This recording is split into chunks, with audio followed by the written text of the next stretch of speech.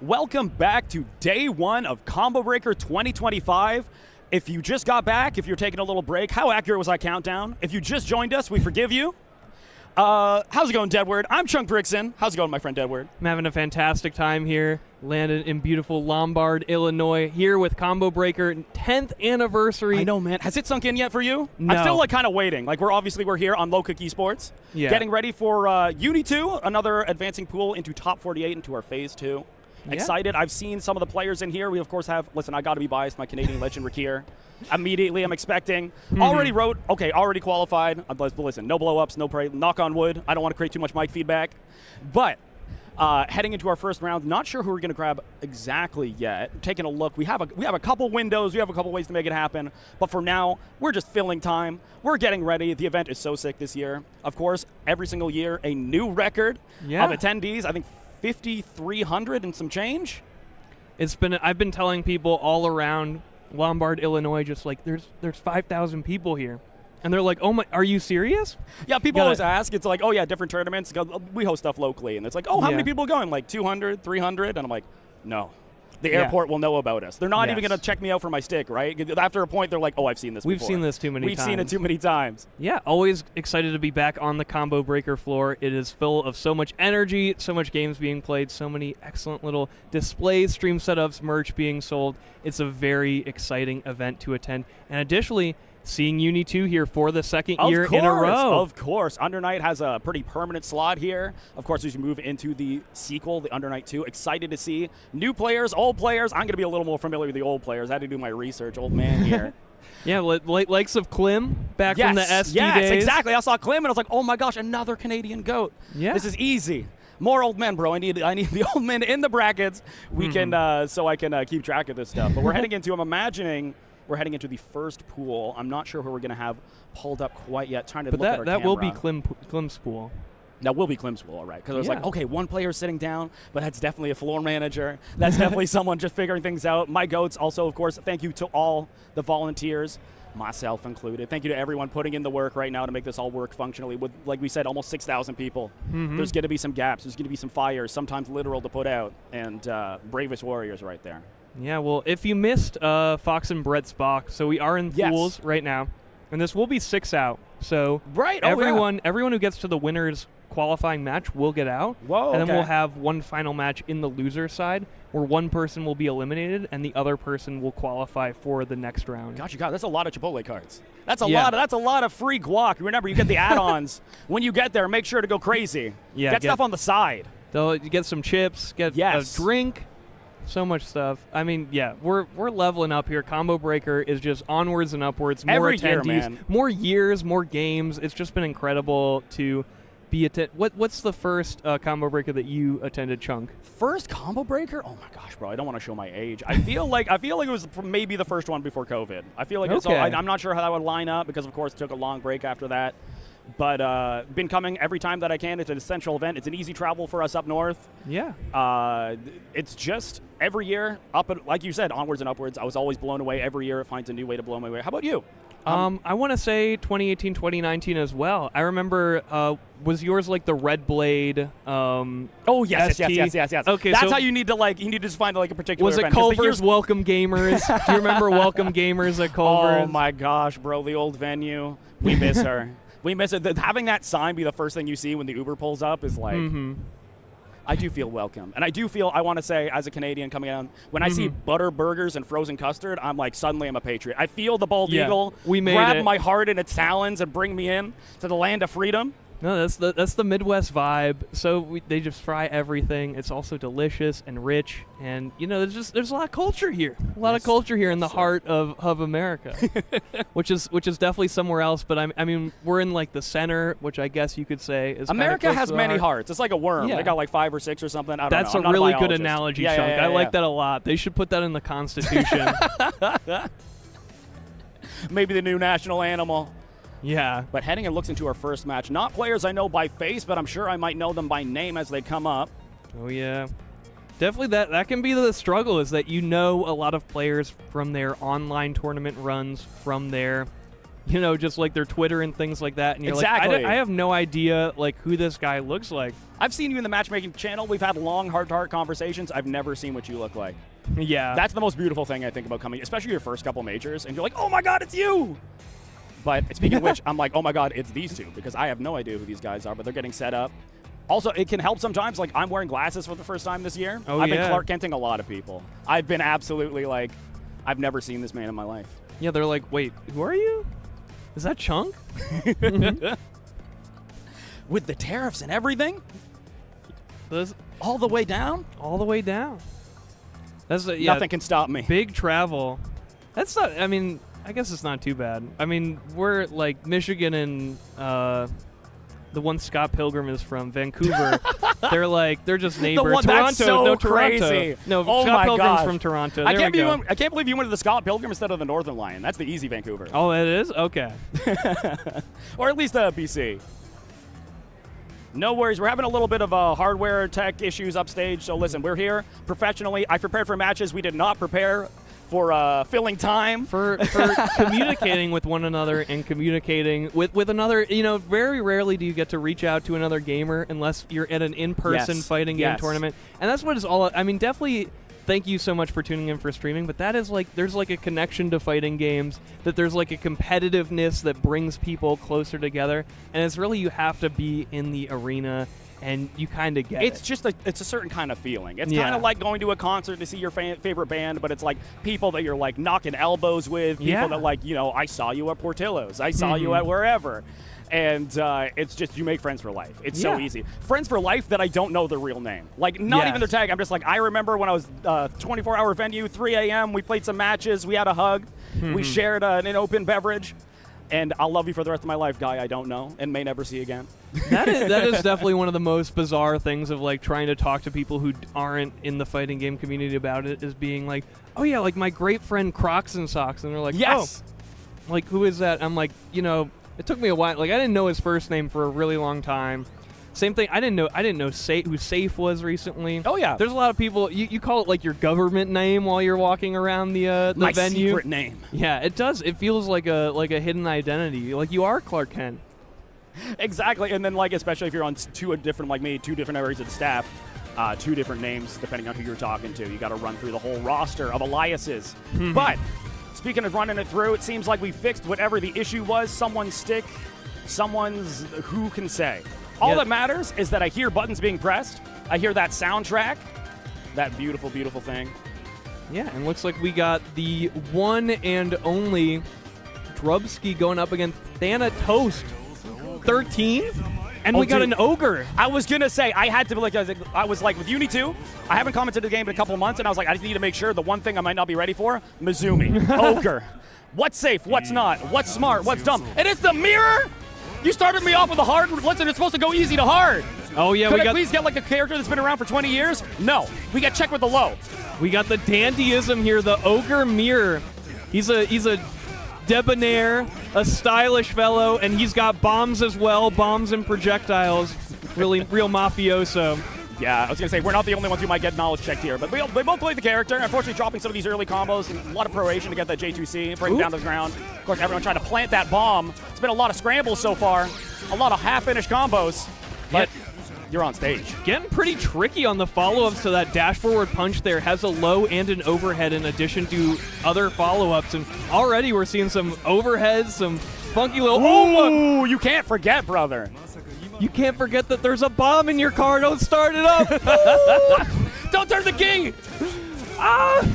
Yeah, so Drubsky taking the first round here. And it looks like we fought some of those early nerves. There's a lot of drop combos, but listen, you're on stage. The lights get you, man. The lights add like 3 frames of input delay just to your body.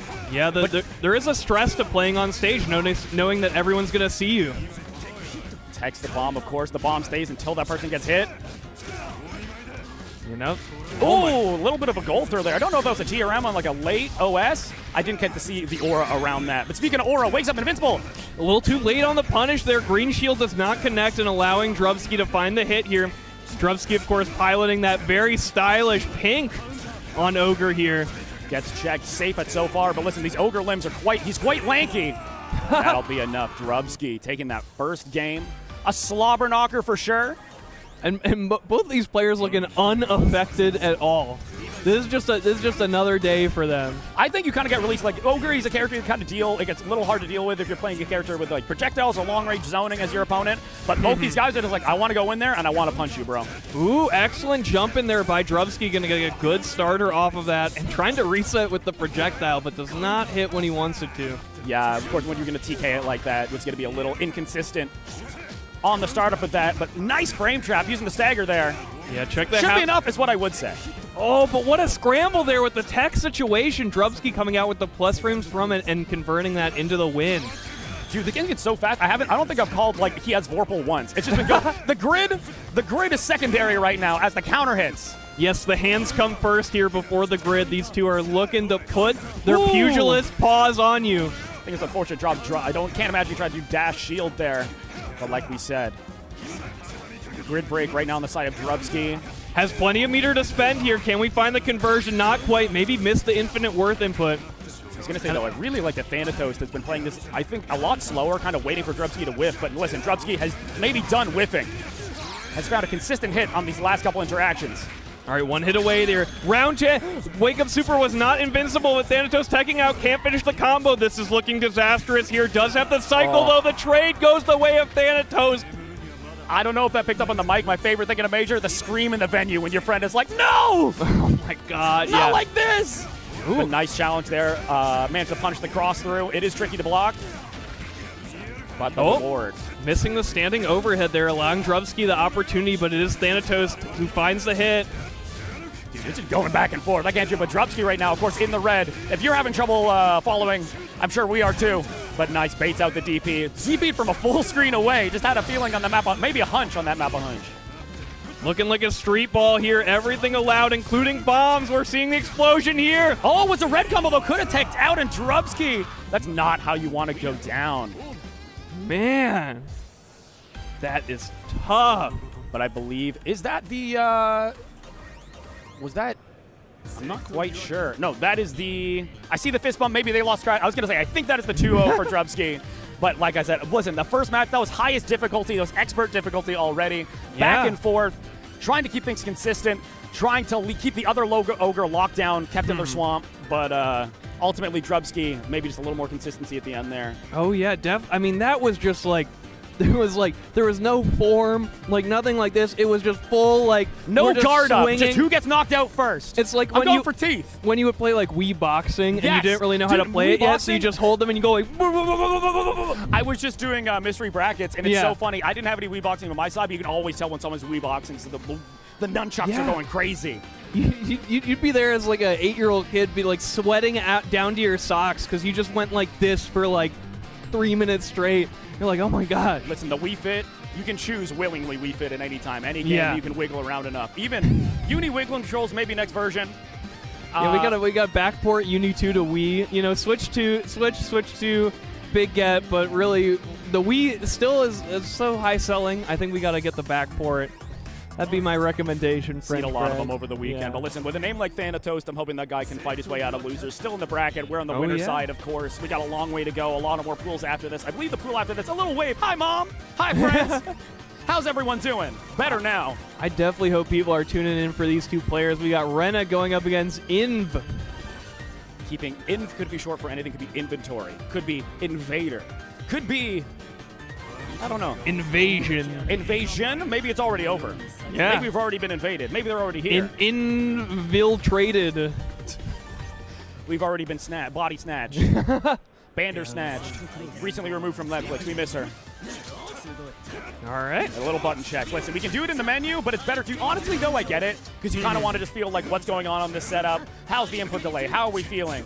I always respect this because, like, for a lot of these players who traveled so far, definitely you don't want to, like, automatically lose a match just because you were too quick to get into the game, you know, messed up your controls. Too antsy, too ready. It's like, listen, I've got 2 minutes until I throw up. I'm so nervous right now. I got to get this over with. But listen, enjoy your time here. Another Ogre. This is a character that a lot of people were saying, like, I feel like when a new character comes out, everyone's like, this character's bottom 5 or top 5 immediately. Ogre, of course, I think he ended up on the underside, where people are like, Ogre doesn't seem like he's going to be that strong. But right now, all these players trying to prove us wrong. Of course, last set, Ogre had to win. This set, We'll have to wait to see. Yeah, Akatsuki definitely a character that people have come around to in this version of the game. Was seen as kind of a struggle character earlier, but now, you know, his close ranges plus frames are a lot better and can win that cycle really easy with his really good dash forward. Just really strong stagger pressure, overheads, a lot of stuff to look for. The neutral is usually the issue for both of these characters, but listen, when you're both committed to just punching the other guy in the face as many times as you can, almost got the pickup there off the jump in. Yeah, well, that's a good call. We have not seen any weapons so far. Anime games know for their weapons compared to games like Street Fighter, but these have been all fists and a few bombs, These but guys mostly are the weapons. Yeah. These guys are licensed, their hands. Licensed to carry, almost found the punish there. In playing really, really smart neutral there, just kind of using movement to find a little bit of that, maybe listen to French Red, the Melty Blood, just using your body, using positioning to find good anti-air angles, to find good ways to find in. Nice blocks, gets the punish long range on the Rekka Ender. Got to be careful about swinging. Inv has a lot of meter to work with, also leading in the cycle. Yeah, watch out, that hit's going to reduce the grid, but In still going to win it. Goes with the Ender, safe on block at least, the smart steer Ender.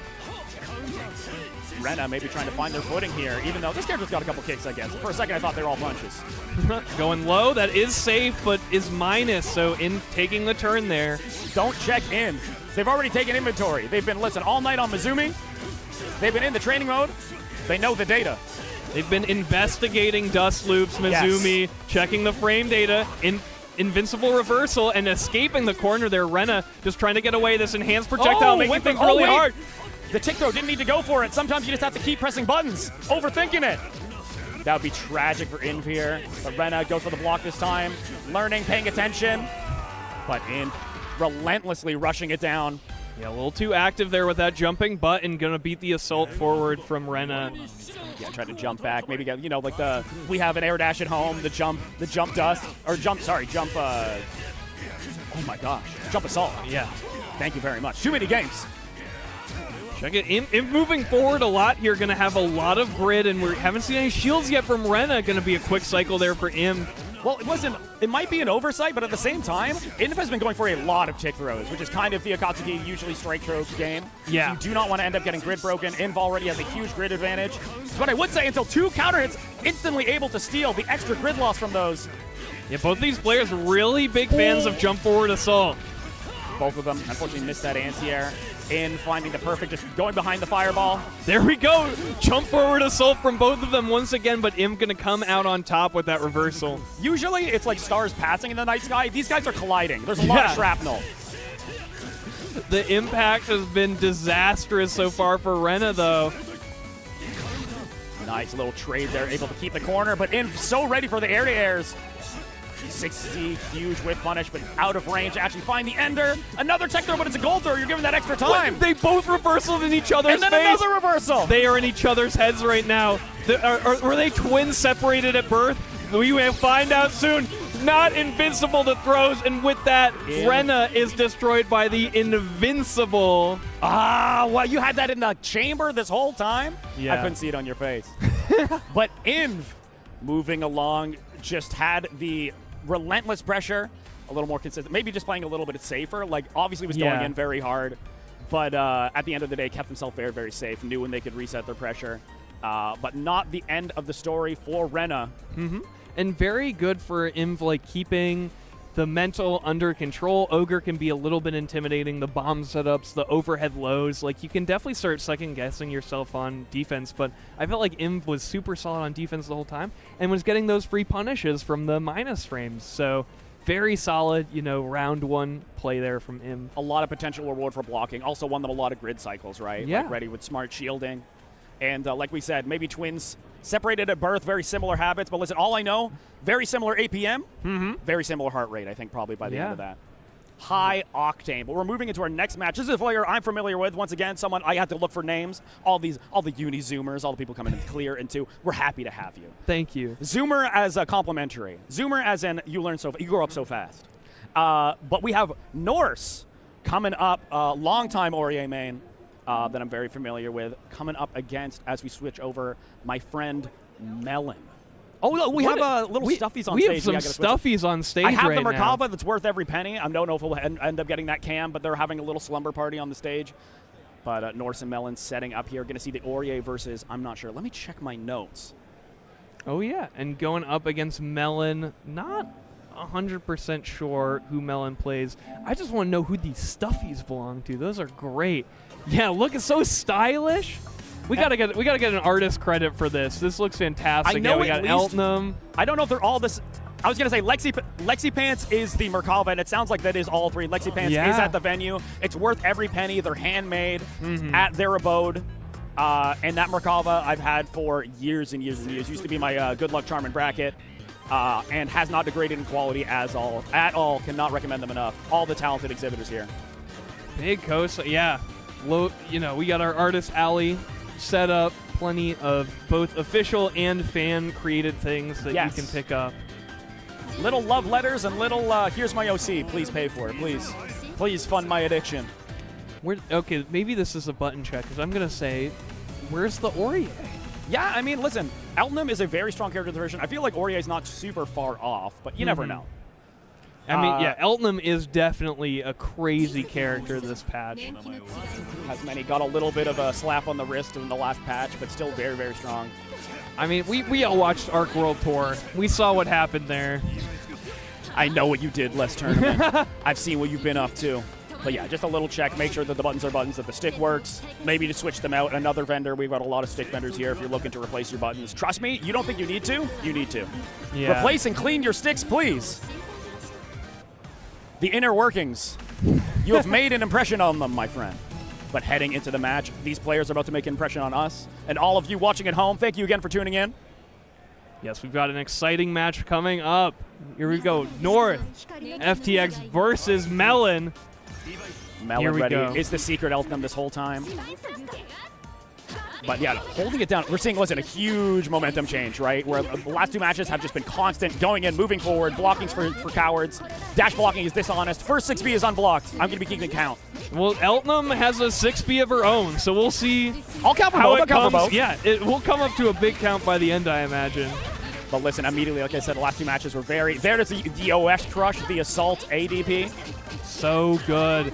And so, one of the main reasons why Eltnum is considered so strong in this version, 6-6C destroyed, wake up with the Invincible. DP right back. I think that Uni, there's such like a mind game around having, I have guaranteed DP sometimes via Vorpal, via CS. But then just rocking a DP when it's not safe, it's important to represent. All right, well, that was 6B number 2 for the people counting at home. Melon having to deal with this Aurier pressure. Number 3, the hat trick in the first round. You got to start early. In the first, you got to check it when they're the least awake. You know, you woke up most recently, still a little groggy. Shake the dust out of your eyes. Yeah, you're hoping that Melon is West Coast, had to fly in. Or just match it out. Time zone. We just saw the 2C and also the Assault trying to just get momentum back before the 6B can come out, opting for the DP, but out of range. All right, Cold Comfort here for Melon does at least win the cycle, and plenty of meter to spend. Could have thrown there. Yeah. Oh. You can throw it a little longer after the green shield, like, visually disappears, but if you're not confident, if you're not ready for it, speaking of not being ready for it. Yeah, that is always a reaction check, and Norse now failing it. Melon may have to... Oh, nice! Anti-air green shield. Goes for a very scary shield. It's still in range for low at that point, but ends up working out. Okay, big rally here for Melon after that pretty tough first round, but Divine Thrust is going to catch into the EX. Melon going to be really hurting here. But has Vorpal. But listen, you put up the Oki, so you can't get any DP off of it. Listen, basically a waste. You got the meter, but... And you see Melon getting hit low here now. That's because of the anticipation of the 6B. The mental has been caught. Again, open up by the low. Melon has the fear factor now. Has the fear of God of that 6B. Is now just blocking overhead and normal block strings. And I think the way they've been trying to deal with it is just trying to find their matches out, trying to find an interruption, because it's never a true string. But yeah, it's when North starts baiting out those DPs, suddenly your options are going to be quite... Nice pickup! They're going to be quite limited. Have to see what Melon's going to do very early in the corner. No resources, of course, meterless DP. But Vorpal on the side of Norse, are we going to spend it? Yes, immediately. Reaction this Ready time. for the block, that trade. Almost got them killed. Really tough. Again, good. I like these green shields because you do make that gunshot minus, allowing Norse to really get in there, but you are risking a bit when Melon chooses to no cancel and you get grid broken. Yeah, but we have seen Melon going for a lot of the green shields, right? Yeah. So it's like safe to at least assume you can throw for the reset. What's going on? Nice check. Catches them. Mashing on wake up with a 5A. Mashed on plus frames there. North's going to pay the price there. Or sorry, North's going to pay the price there. Melon really well positioned here. Tons of meter grid.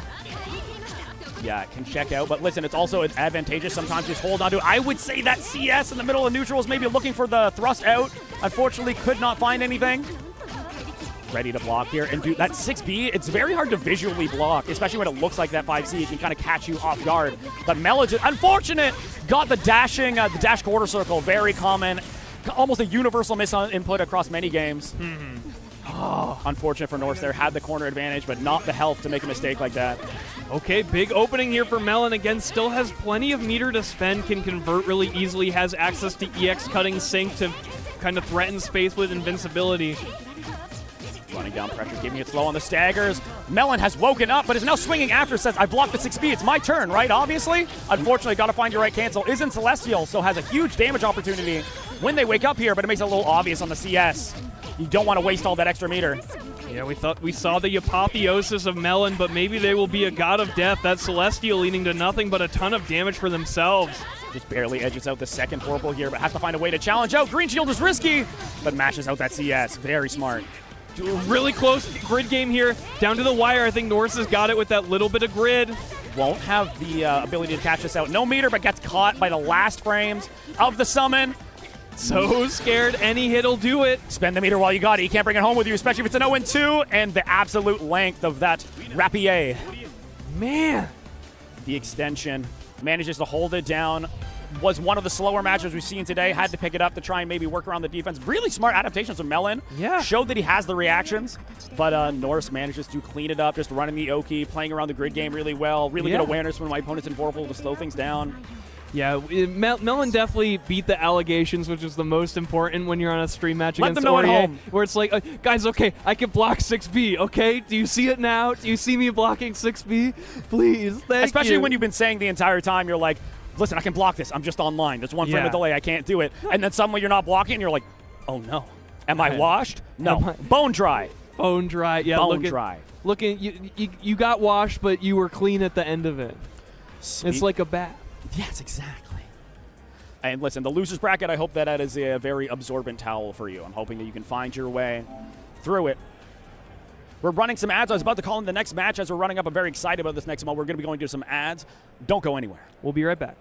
No coast. And welcome back to Combo Breaker Uni 2 Pools. We are continuing now for a very exciting match coming up next. We have Rakir. Yes. I saw him coming up, and he's like, we're going to an ad break. And I was like, no, my goat. This guy has given me more second places than anyone else that I've known. This guy, well, I learned Uni playing with this guy, and this Canadian legend, of course, Evo top 8 placer, just dominating in his field, playing a lot of characters, mostly on the Laundrica these days. He's a long-time Enkidu player, but the Lond, especially for pools earlier on, the consistency, the Ice Rain, the knowledge check that character has as well. Yeah. Very consistent all the way through. But of course, cannot underplay the person they're fighting now, which is in the Timidaving. Oh my god. Some puntacular. Wow, that's scary. That's a scary tag. That's a hard one to call a bunch. You know, if you're a TO, you got to just go int Dave. I don't have time for tongue twisters, dudes. I'm gonna lose my voice, not my tongue too. Yeah, I mean, I have definitely seen Rakir since like the ST days, and it's always, I mean, seems to be picking Enkidu now, but it was really funny to see him switch to Landrekia now. Would never tell someone to pick, I always say pick a top tier, but it's so funny because he was playing Enkidu while Enkidu was like garbage. Well, everyone was like, this is the character doesn't even work. Yeah, playing Enkidu right now, and I was going to say, there was actually one time where he was not playing Enkidu. It's just when he was really good when Clear came out, and he said, I'm going to play Lon because this character sucks. I don't want to play good Enkidu. And now, look at where we are. Lon with the long investment all along. But Lon not here right now. Huge counter hit conversion, of course. That the trait of Enkidu, those counter hits last so much longer, do a little more damage. Makes the pickups that much easier. Nice blocks. Chaos, definitely a struggle character this patch. Yeah, people really say Chaos struggles, but another thing is that players don't have much experience against a good Chaos specifically. It's really like Silicone and a few others, so definitely a character who doesn't get played much, and when you do play him, he maybe just like kills you the whole round. I was going to say, too, like, that would be the case with a lot of newer players, but Rakir's been around a while. He was fighting against Chaos when Chaos was good. has a lot of experience, and also, of course, has VO right now, as well as the cycle. This sends out the super. It's going to be safe. Actually, gets the punish. And full punish. I was going to say, it's going to be safe at that range no matter what, so you might as well throw it out before you run out of VO. And Rakir taking that first round. Yeah, you do get at least one free super in VO, including your Infinite Worth. So, yeah, when you're down to the edge of that bar, you really just want to spend it. Caught the hit. Oh, my God! That's 60. Dude, when Enkidu hits you, this character might have... Listen, the new phrases are not super familiar to me, but the aura on this character, bro. This character, you get hurt when this character hurts you. Rakir putting on some devastating offense right now, has the grid as well. So much threat, but what a mash out there by Intimidating. Oh, and baits out the anti-air response. Went for the air-to-air to Rakir. But Intimidating, ready to just bring out Lizzie. Go, my son. Hold down the neutral for me. So hyped there with the parry into mash there, Rakir. So aware of the Chaos matchup like you were talking about. And also ready for the punish on 660. Not easy to do, but finds the full run. Ends it off with another IW. Rakir bringing it through as fast as he can. Quick game one. Intimidating. Might need a second to slow things down. Had some really smart decisions that he made in that game. But I think just the offense, the consistency and pickups that Enkidu offers. Yeah, the speed at which Rakir plays, and I mean, the damage in Uni 2 is way higher than any previous version. So you just kind of can get stuffed in a locker in a game. And getting some use out of the new Chaos Force function, the breath. Breathe on him. Stanky. But, you know, that's the kind of thing you're going to catch Rakir maybe unfamiliar with.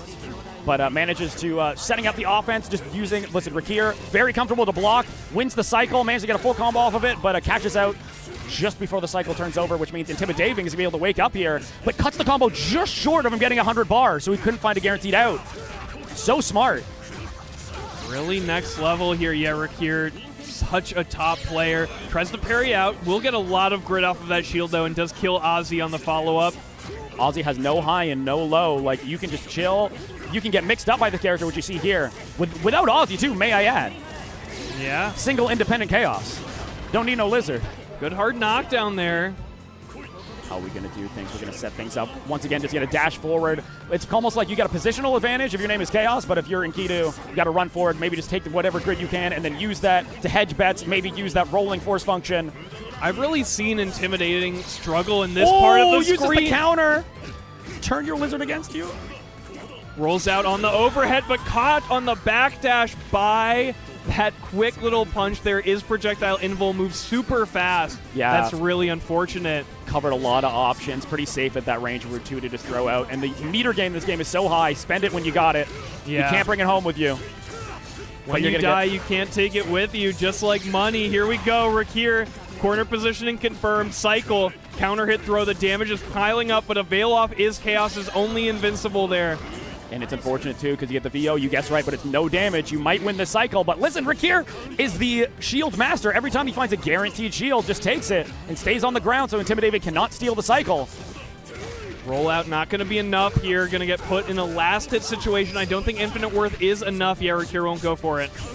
But finds the counter hit throw. Not enough. Just barely has 200 bar. And Rakir just slows it down. Calm stagger pressure. Has all the time in the world, all the resources up around. Pays off as Rakir moves along in the bracket.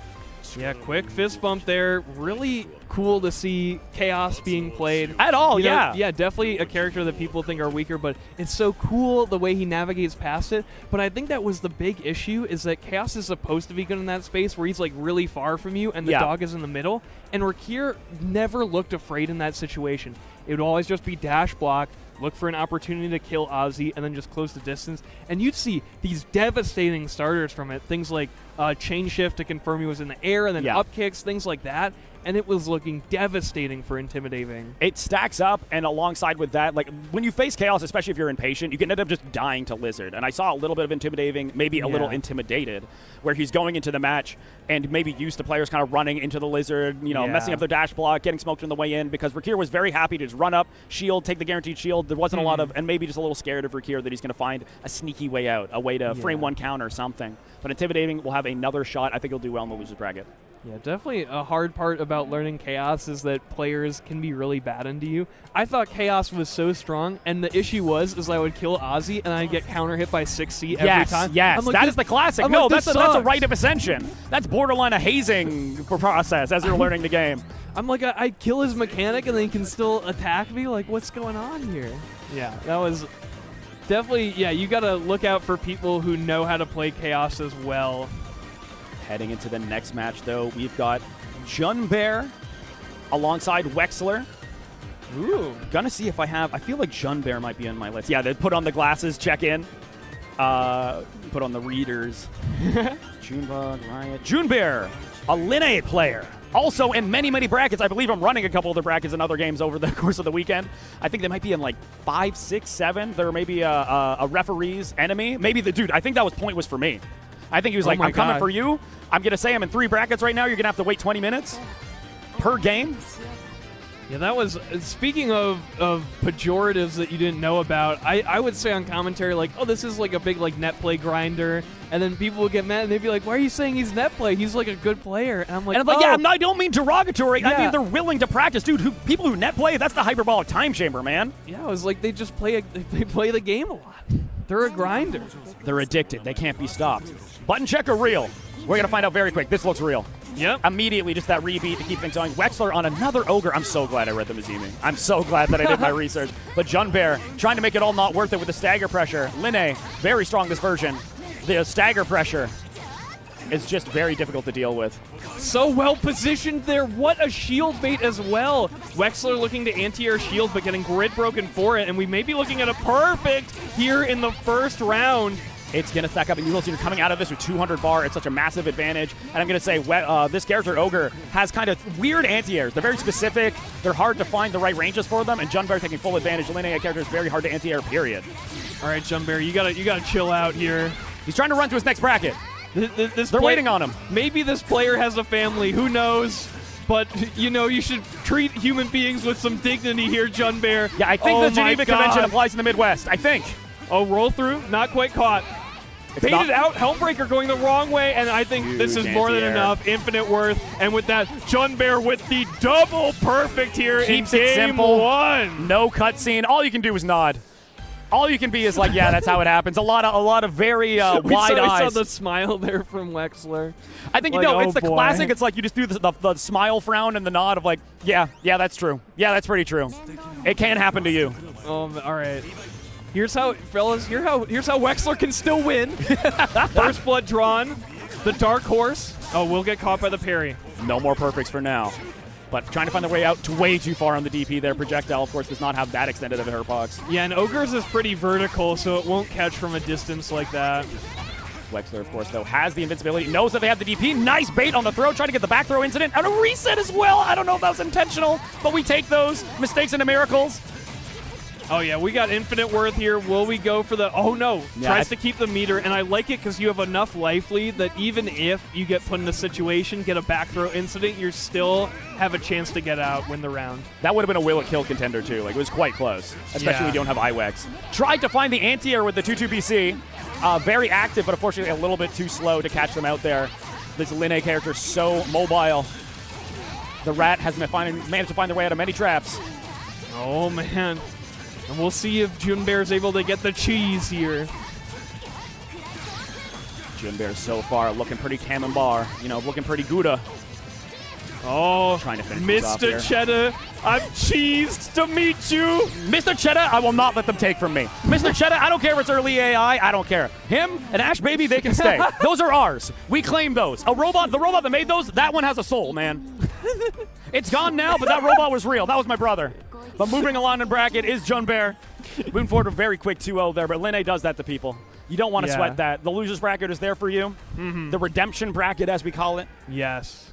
Opportunities are there. Yeah, Wexler will be playing in the loser side of brackets, so we'll be, one game away from elimination, but you still have the opportunity to try and make it out of pools. And again, with 6 out, there will be plenty of opportunities to do so. Like we said, a lot of guac.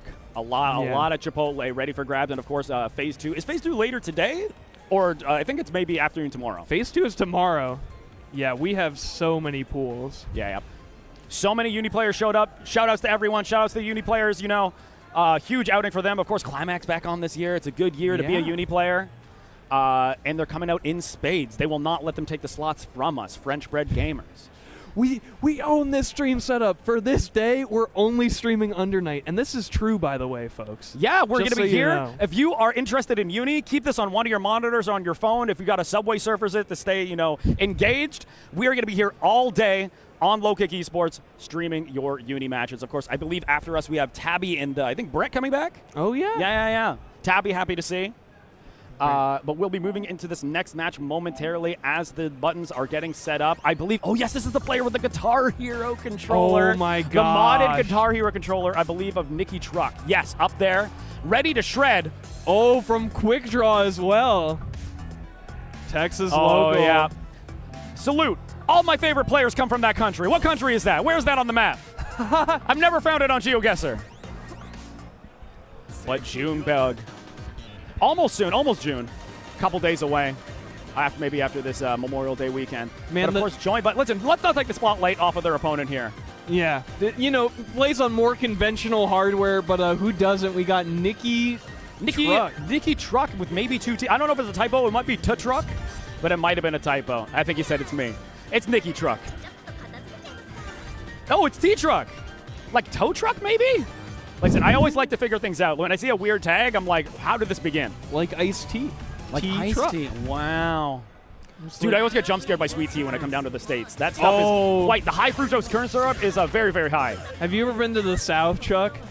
It's not quite yet. I don't know if I'll be ready. I might be killed. Texas Showdown, if I ever make it, might be the end of me. But going right into the match, don't want to focus too hard on that, but Nikki Truck setting things up first of Yuzuriha and Carmine, two very difficult characters, but two characters at the very tip top of the tier list, has a ton of options. Yeah. No, and good wake up shield there. Gonna keep that. Ooh! The fake empty low into the charged overhead. You got to stay awake. Got the full crush on there. Unfortunately, Yuzuriha does not have like a DP, so they don't have a lot of really good options to challenge. So shield sometimes your best option if you anticipate something. Full combo off of that 2FF. Yeah, that 2FS was huge. Nikki Truck now in a pretty good opportunity. Just needs one hit and does manage to find it. Could have been it. Could have been it again. No. Back-to-back drops. Spaghetti everywhere.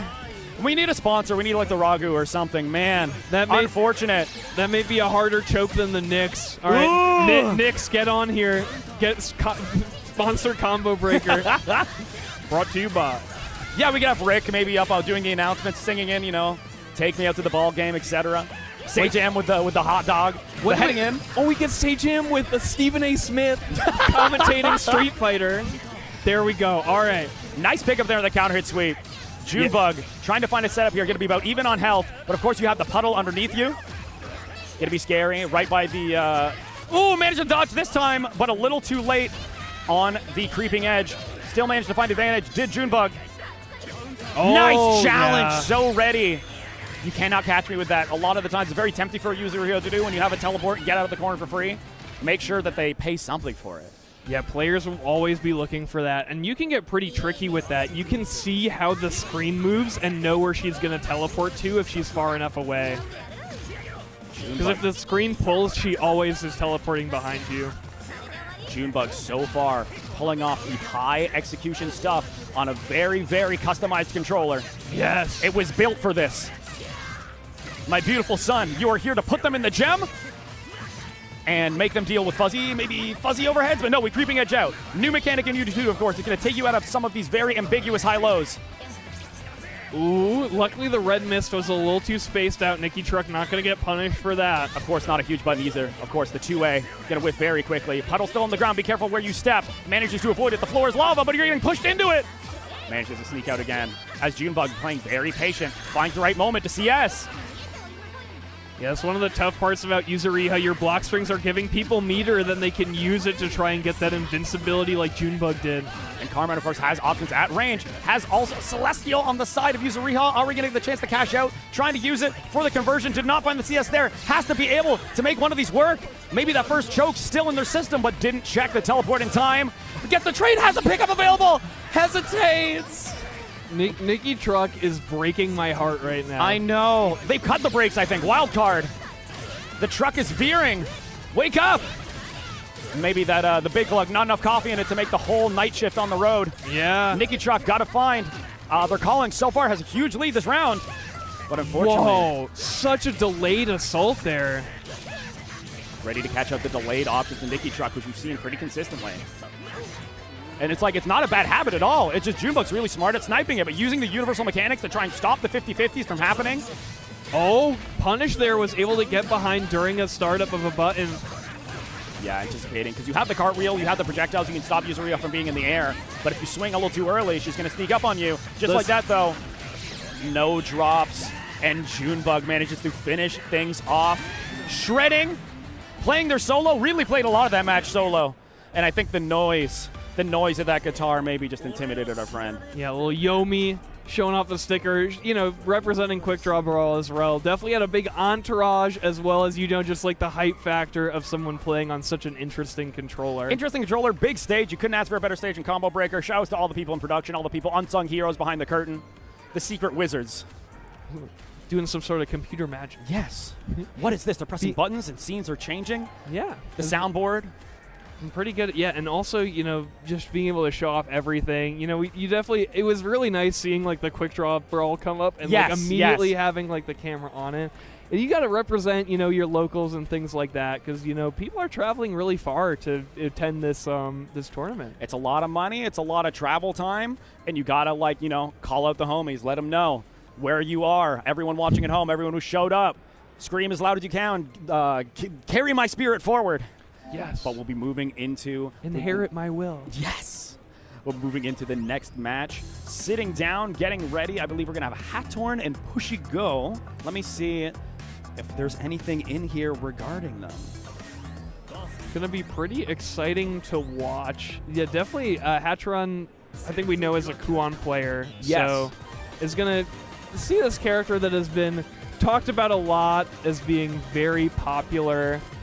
And... you know, not only that, people have been complaining about this. I mean, there's a lot of opinions. Like, oh, he wouldn't be so good if everyone played offline because a lot of the float mix-up is kind of affected by rollback. Whereas, on the other hand, I feel like Kuon just is everything. It's a character that's, well, I mean, they're the boss character, right? They're a character that is supposed to have a little bit of everyone, but facing the kind of fake boss character on this Hilda, running in, it's going to be a lot of high-lows, a lot of guard crushes, I anticipate, or grid crushes, should I say. And I have the note here from my friend who put some of these together. Shout out to Ricer from, of course, previously Ottawa, now in Markham for a little bit, but all the folks in Ottawa helped me put together and stuff. Had a note, Kuon, strangely patient for Kuon. So I'm excited to see what Hattorn has. I mean, when you have a flash kick, right, there's a lot you can just intimidate to, react to very, very quickly. But so far, reacting to Hilda is never easy. These colors are so good. Yeah, I love that they're like right against each other. You kind of have like the Soul Kai, very different color scheme, very easy to spot them at a moment's notice. But the 29th Hattorn, I had no idea. I'm so sorry about the first 28. I didn't even know there were 6. Quite a legacy here. Yeah. Oh, Theo is going to be your only real reversal option with Hilda. Manages to find their way out just to get set up and win the next cycle. It was timed very well, too, for that.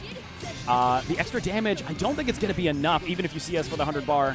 So they just backdash caught by that negative edge. That sucks, too, because usually moving around that is usually the answer. Responding to it is not always easy, especially if you got like a darker stage like we do. Yeah. But Hattorn trying to find, said maybe I'm playing it too patient, maybe the note was right, maybe I got to find my own way in the world. Big knockdown here, and you gotta, like, this is like the opposite of the Ogre match, right? Where it's like 2 people fighting with their fists. These are 2 magicians, spell slingers. Using the Lingua Arcana. Yeah, we got a little nerd off going on here. Yeah. I feel like maybe Hilda, I hope one of these guys is a sorcerer, just was kind of bored with it, you know what I mean? I don't know the lore. Someone else got to come in and chat, please, correct me. But manages to sneak out that might have been meaty enough, but drop the combo. And Hattorn should be able to finish things off here. Goes right into IWEX just to keep it safe. 100 bar might have been enough, but you do not want a scenario where suddenly you let them up and they have all the meter in the world to do whatever they want with. But the full cutscene give us a chance to catch our breath. Hattorn coming back 1 round apiece. I like an even match. I want to see. I don't mind seeing someone get smoked once in a while, but I'm trying to kick that habit, you know? Yeah, shout out Jun Bear. Oh my. Listen, the block, some of them are fake cross-ups, some of them are real cross-ups. I'm just going to say that. But it looks cool. Yeah, Pushy Go's a god. Even if it's a fake cross-up, I'm going to say I anticipate they blocked it on the right side. Up side switch as well. Very smart to set up. Better positioning. Has the full 5C. Hard to see when there's so much on the screen, or when they're so far away. Being able to threaten a comboable overhead at this range. Yep. Good block on that overhead, the negative edge input. The CS was rough, though. CS right at the end of the cycle, which actually gave Hathorn the full thing. But a full screen flash kick. I don't know if that's a misinputter. Oh, the slide right through. Manages to find their way out of hell.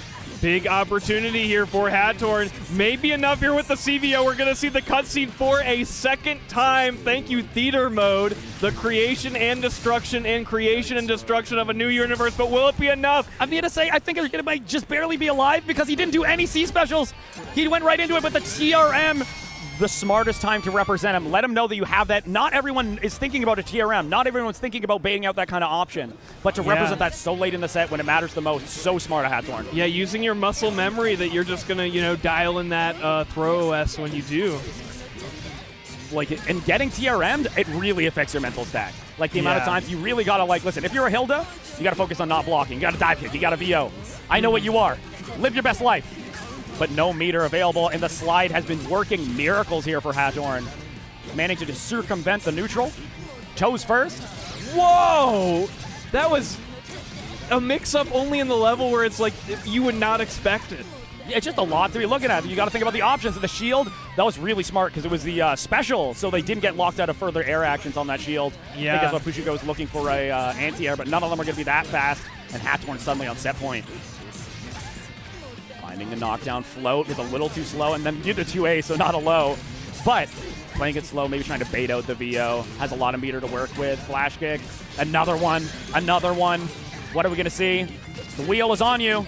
I think this may be download complete for Hathorn, and that huge hit there will be enough meter to spend. CVO available, and we're seeing it for one more time. Yeah, again, no, he said no more. Yeah. We're going to get copyright struck at this point. They're going to think we're streaming all the, all Uni 2, all cutscenes, all supers. Yeah. But Kuant moving along, Hathorn playing that so well. Kind of ready to adapt. Maybe the patient playstyle, able to let them kind of wait, see what their opponent's habits are, find the right thing to bait, and just kept it consistent. It's easy. When there's a wheel on top of them, you can keep it simple, Yeah. Very fundamental play there for Hathorn. Doing a lot with those sweep-in, was definitely feeling where you were going to overcommit into a button for that, and that was so clever. And then just got to show us the cutscene a million times. Yes. What was going on with that? Listen, it's the best cash out. That's what they want. It's Kimone's vision is 20 seconds of a break. I appreciate it. Helps us, got the Ricola, get a sip of water. But we will be running into the next round of advertisements. Do not go anywhere. It's me and Deadward, my boy Chuck Brinkson. See you in a soon. We are back. Thank you very much. We got to do it for capitalism. We got to keep our sponsors happy. Yes. And, of course, they make us very happy, so it has to be a two-way street. Keeping us alive, supporting us.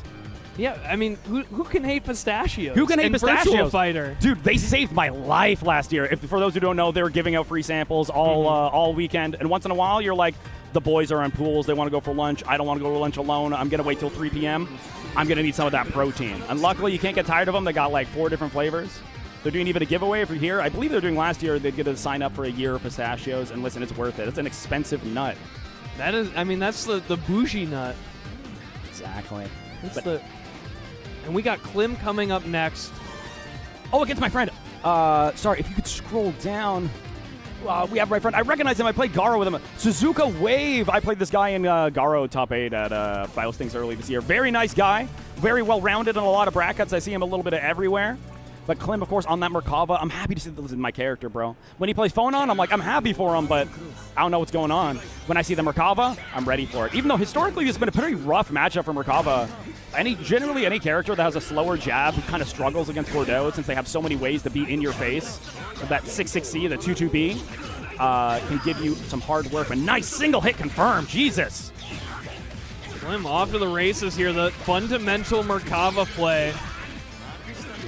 Setting it down. The fundamentals are over. It's worm time. Able to fake out the ender of that. Drop the very. Listen, the extra proration from the worms can be difficult to deal with. But don't you try and anti-air me when I still have air options. Yeah, that 2C a little bit too slow there from Suzuka Wave. Klim taking full advantage of that. Yeah, without a DP, you kind of got to hold that or hedge your bets, and sometimes you're wrong. Ready, sees the flash, might as well start buffering the super. Yeah. Going to see the full knockdown into another round of worms. You're going to have to guess again. No worms. Actually, we're just doing it solo. Unfortunately, could not keep himself safe thanks to the shield. Very risky. Huge anti-air shield there from Suzuka Wave, taking away all the air options and making it more minus. But lost the momentum very quickly, and Klim manages to sneak out and set up again. Second chances. Life doesn't always give you those. A little out of range there to pick up, but the invincible reversal not going to be able to decide. No, just jumps over. Yeah, we got a pair here on Suzuka Wave. That reversal throw was unbelievable. You got to be willing to do it, especially when it's a huge momentum starter. But the dive kick is always something this character can represent, especially when you're a command throw character, and just flies up. Let the kid hold it down. Yeah. The triplets can handle this. I'm in the air. First game goes to Klim. Devat, why does it always have to be snakes? One of these times. Another reptile, please. Maybe a salamander. I feel like it'd be... Actually, no, that's an amphibian. I'm dropping it. I'm getting nervous. But we find the knockdown. And you got to imagine Suzuka Wave is getting nervous as well. Klim has been putting them in this situation so many times at this point. Nice use of the creeping edge just to try and delay the inevitable, though, as the children are still out and about. And oh, you blocked so well just to get caught by the overhead. That is rough. It's such a good hedge bet, too, because it beats out so many reversal options. You end up crushing a lot of lows, can catch it a lot of ways, which you might try to escape the pressure. And Klim finishing off that another round with a perfect, trying to make this a quick 4-0. Using the advantage, trying to stay at range and try and find whiff punishing with the swoop with 5C. Dodging laser beams getting past that Grim Reaper there. I have no idea how Klim snuck through that. Years of experience. This is an old head. One of my very own. Ready for the anti-air. Yup. Going to be full invul. Not going to be able to find the combo there. But just, no, a little cute ender. I like that. Good here for Suzuka Wave. First assimilation of the set. Every time that you use the command grab, you're daring the dive kick. Mercs love to do it. We don't like blocking. Yeah. Especially without meter. All right, Suzuka will have the cycle here at least, so can threaten that. But good shield there, but still lost it. But he's shielding so much, he's actually losing meter, so he kind of lost the ability to reversal out. Klim now has an opportunity. Can CS, but going to save it to do the combo here. Going to find a knockdown. Definitely not going to be able to kill. We need one more. What's it going to be? Yeah, this mix should be more than enough, you imagine. Playing it slow, but can't find anything. Just plays it, tries to find Suzuka Wave, getting nervous. But first, I feel like first 5B of the set, just the slow walk back. Yeah. Gord does not have a lot of ways to navigate the neutral. Caught him on a dash forward, maybe. There's a lot of head shakes there from Suzuka Wave. Not feeling great about how that finished off, especially, I feel like. But again, Klim is such a champion, such a player that you are like, man, I gotta beat this guy. It's a rough pool. It's a rough pool. Yeah. You're like, oh my god, Rick must hate me, bro. Why'd this happen to me? But managing to pull off there, like I said, maybe historically a bad matchup. This version, listen, Klim didn't make it look that way. Yeah. I believe him on that. Made it look very doable, just staying at the perfect range just outside. Got clipped once or twice, but staying just outside of Grim Reaper, just outside of everything that Gord can threaten to try and catch the approach. And the advantage state was so good for Klim there. It felt like, so many times you have the meter for the EX, you put that down, and you just put Gord in this unwinnable situation, and it's just so terrible. And it just happens to you round after round that you let Klim get a pretty reasonable hit. It's Merkava; he can hit you from a lot of places. Yes. And now you're getting put in this terrible, terrible situation. And it's good too that Klim was playing that. When you play Merkava, if you go a little, and this applies to anyone, but with Merkava specifically, if you go a little too hard, if you're trying to do like 6-6C or assault, there's a lot of ways you can like get reversaled out of the Wormoki. Played it so safe, so far back, so that the worst case scenario, even if I don't find the hit here, I'm still plus and he's in the corner. Like there's still another mix up here. With or without my children, I'm moving it forward. They're at daycare, they're here, it doesn't matter. He's got the in-house child care. His kids are getting taken care of everywhere. The nanny at the home? That's crazy. I didn't know he's making the kind of money. I guess he's been around a long time. Long investments have been paying off. He's just a big worm monster with a monster dividend portfolio. Maybe he cashed out on the life insurance. I don't know if that applies when you become a different person and when you become void or, a little Kingdom Heartless. The Undernight tax fraud. That's crazy. Oh my god. And we got the plushie again coming out here. And we have two players that we saw earlier, I believe. Yes. This is Vile and Junebug. Yeah, so Vile I don't know if we saw. Junebug we definitely saw. Double Merkava. He's got a friend. They will commit life insurance match. fraud together. Oh, they're holding happy. hands. They're happy. They're best friends. We'll burn off our fingerprints together. Shred each other's credit cards. That's so cute. Ready for the 20-minute video essay on tax fraud in Under Night. But heading in, Junebug, of course, had a huge, very dominating performance the last time they were on the stage. Yeah. Carmine was able to hold it down, had the responses at all the right times. The Oki was terrifying, just found the right hits and managed to optimize the controller, paying off for them. Because I do believe it's customized. I don't think it's just a raw Guitar Hero controller. I think some things have been modded and changed to make the blood flow faster, if you know what I mean. And I think they may have picked you specifically for this block chunk because we have even more Merkavas coming You're up. welcome. You're welcome. Thank you so much. Another Merkava, unless it's just a button check. It could be. Maybe he just left it where it lay. Yeah. Actually, yes, he is in my notes. I was being told the newer generation Merkava. Yeah. Yeah. Nice little representative from the East Coast. New Jersey on the map. That's my goat. More Merkava on the map. They've all flocked here. All right. Some smack talk from the runner. And he said, no, move it along. From the desk, trying to influence us. Well, here we go. Vile. Unfortunately, things are going vile for him so far as he is covered with blood and viscera. Oki also available. Goes to the creeping edge, but unfortunately, that was really smart of Junebug to give enough space to where that wouldn't steal the corner, and the blood was able to catch the recovery, the negative edge. Oh, put in a bad situation here, but all this blood, it's only activating Vile's bloodlust. It's like the shark from Finding Nemo. He's got the taste of it now. I'm ready for the live-action remake. When are we going to get that? We need more of those. I'm joking. I just want someone mad at me. It's for engagement. You're welcome, Los Kid. But Junebug, immediately, that was close to a perfect. I think without the blood being spent, might have been a perfect. It's hard to get a perfect on this character.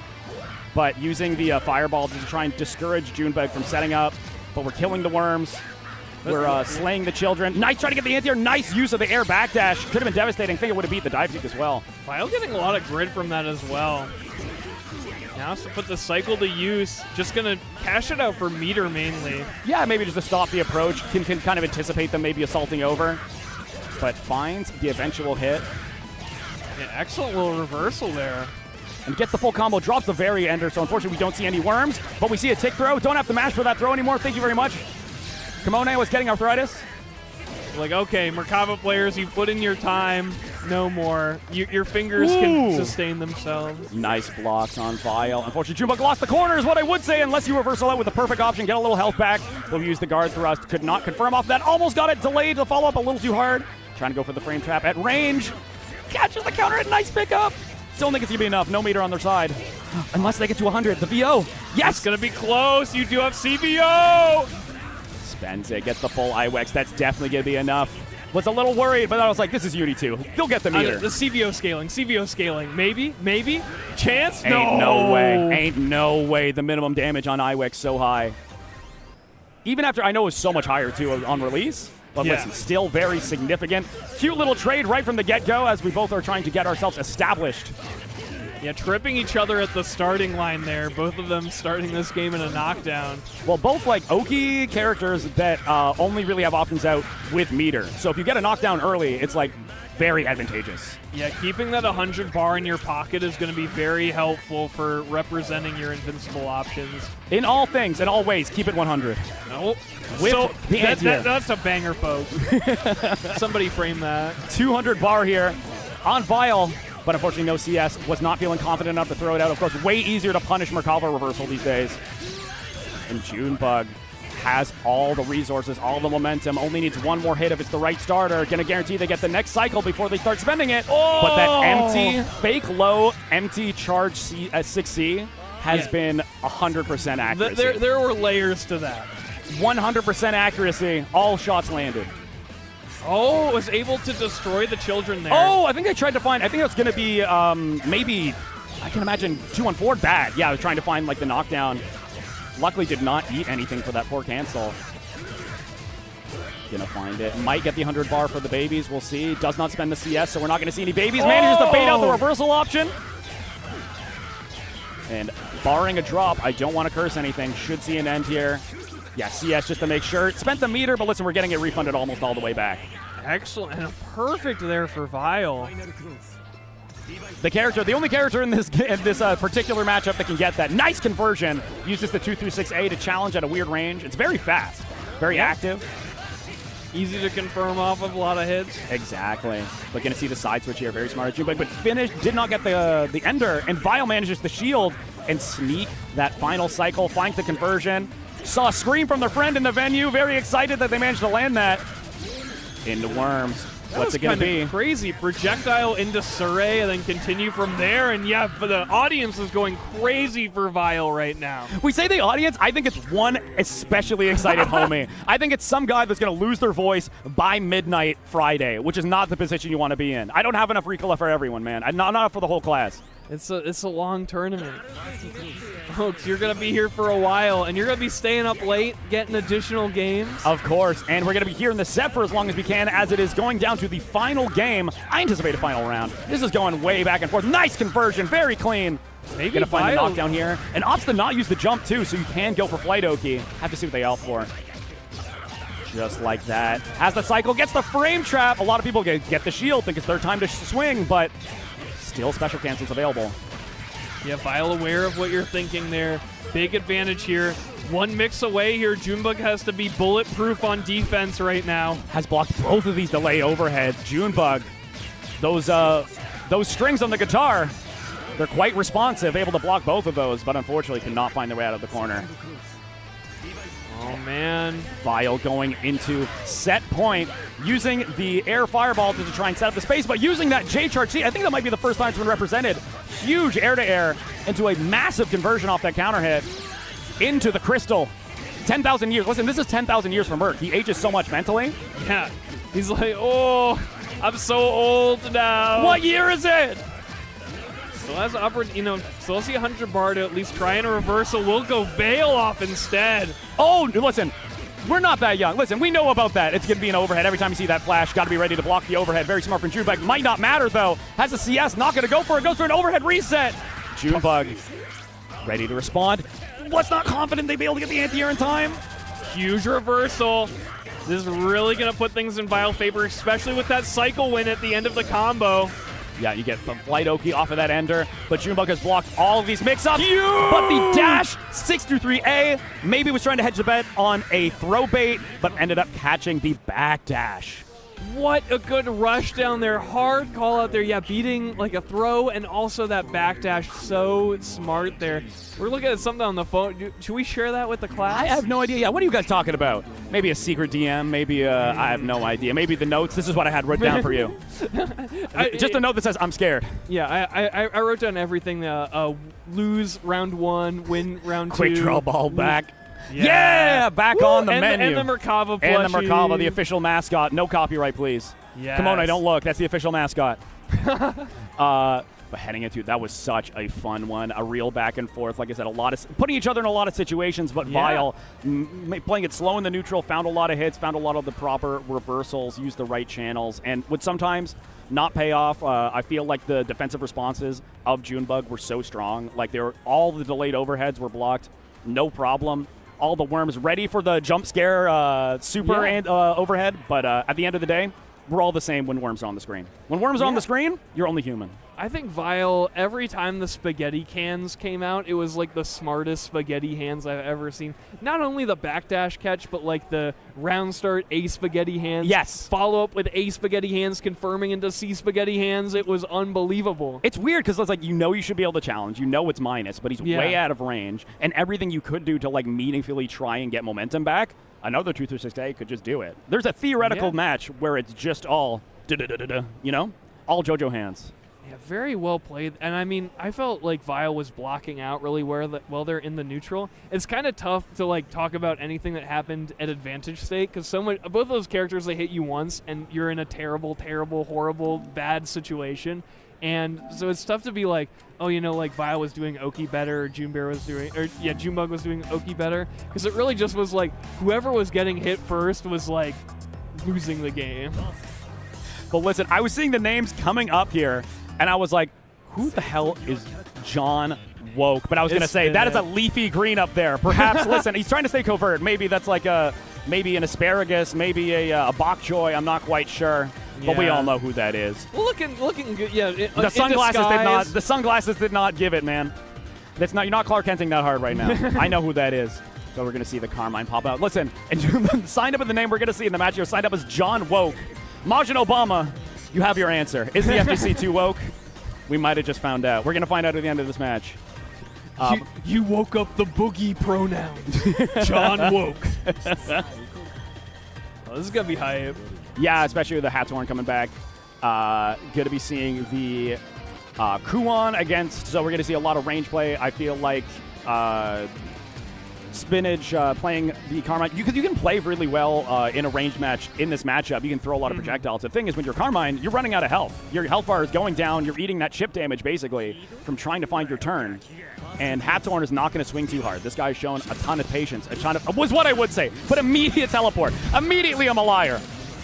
Yeah, I'm not going to... Yeah, the patience note I have not seen so far. Maybe this is unusual showing. There's a little bit of it in the last game. We got there eventually. I mean, Hathorn is just twerking on him right now. Listen, when you see a Carmine with no meter, make it count.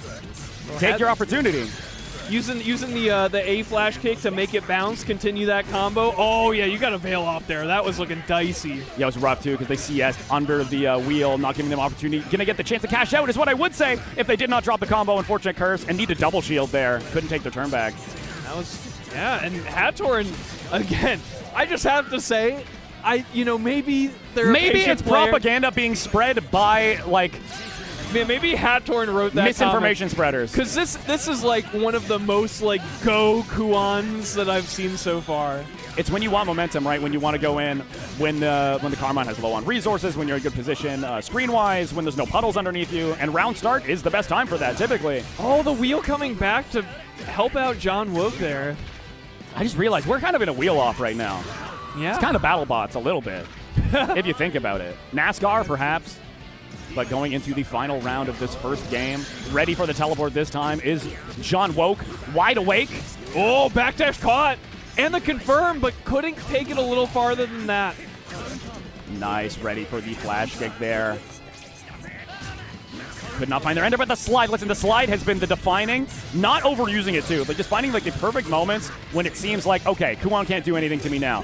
It would be a total shame if suddenly I was eating a low from half screen. Yeah, we're calling that the Hathorn slide for the rest of this block. Absolutely. Safe at backdash first. caught again. John Woke is getting so scared, and Hathorn is getting it every single time for full damage.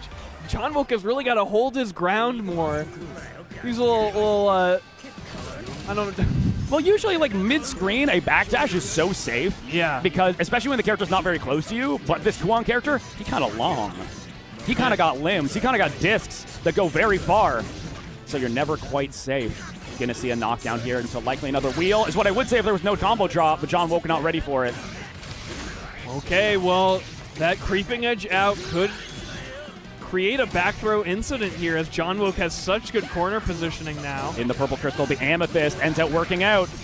And suddenly, the so-called tolerant left is turning this around, but it still has lower health just because of the extra costs, but manages to land the first hit of all those mix-up sequences. John Woke on the board. Look at the color as well. The full black Carmine. John Woke is hashtag Dark Woke. Oh no, yeah, putting really powering up here. Toss back. Finding the knockdown. No meter to work with. Tried to find a reversal out. Not going to bite. Has the CS here. Can get yourself a meter for the crystal or just keep yourself safe. Yeah, just opting for the wheel. That's enough. Hathorn eating the first layer of all of these. Listen, there's a lot more layers to tiramisu. There's like finger cookies and stuff, man. You got to block for a little longer. Hathorn able to get the cycle at least. Quick spend there, but teleporting into the explosion. That is the last place you want to be. And you can see the posture change immediately there. Hathorn scratching the back of his head. Maybe feeling a little less confident. I saw the light smile on John Woke's face. But again, we're seeing that bread and butter, the Hathorn catching the backdash. Sitting in the corner now, just trying to play the max range so that we cannot get swung out, or at least make John Woke kind of pay for it with the meter cost. Anything that's going to go that far, the health cost, should I say. But now setting up the puddles. Finds the low as Hathorn trying to up back. All right, toss back. Knockdown, get a little bit of that health back thanks to the C command throw. Only way you're going to be able to do that. Always worth cashing out. A lot of grit on their side. And I feel like John Woke almost never uses it. He always just kind of holds on to CS either for guaranteed wins or just to make sure the opponent doesn't have it, right? Yeah. The mix-ups are already kind of unreactable. You just made it a layer even more unreactable. No freezing for you. Oh my gosh! That is the second time that Float Low has caught John Woke. The muscle memory is, listen, not all muscles are handy, you know?